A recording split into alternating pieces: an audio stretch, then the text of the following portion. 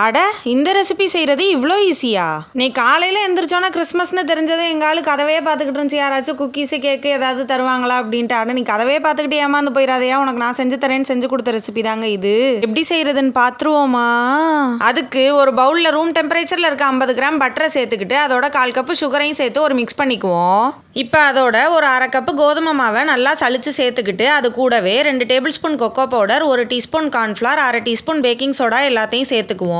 இப்போ இந்த மிக்சர் ஒரு டோ கன்சிஸ்டன்சிக்கு வர்றதுக்காக அதோட 2 டேபிள் ஸ்பூன் காய்ச்சி ஆற வச்ச பாலையும் சேர்த்து நல்லா மிக்ஸ் பண்ணிக்குவோம். இப்போ ஒரு அடிகனமான பாத்திரத்தை அடுப்பில் வச்சு ஒரு 10 மினிட்ஸ் நல்லா ப்ரீஹீட் பண்ணிக்குவோம்.